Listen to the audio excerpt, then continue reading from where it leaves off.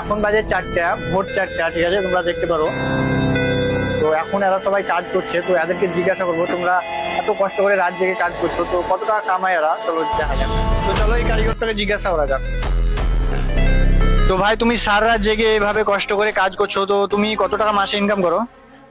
আমার ইনকামটা তো বলা যাবে না ভাই, কিন্তু 20,000 টাকার মতন আমি বিটিসি গাড়িটা উড়িয়ে দিই। তো চলো আরেকজনকে জিজ্ঞাসা করা যাক। তো তুমি ভাই কত টাকা ইনকাম করো?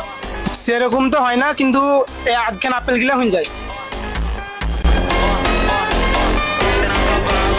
তো চলো লাস্ট আরেকটা কারিগরকে জিজ্ঞেস করি। আর শুনছি নাকি এই কারিগরটা এই দোকানের সব থেকে পুরাতন কারিগর, তো আশা করছি অনেক টাকাই কামাবে। তো চলো জিজ্ঞেস করি। তো ভাই, তুমি নাকি এই দোকানের সব থেকে বড় কারিগর শুনছি, আর তুমি এভাবে রাত জেগে সারা রাত কষ্ট করে কাজ করছো, তো তুমি কত টাকা ইনকাম করো একটু বলবে? তো ভাই পাবলিক গাড়ি তো আমার ইনকাম বলা যাবে না, আর আমি এরকমই বলি না কাউকে। তো দেখছো iPhone 16 আছে, এই মালটা আমার দুটো হয়ে যাবে মাসের ইনকামে, বাস এতটুকু ইনকাম করি ভাই।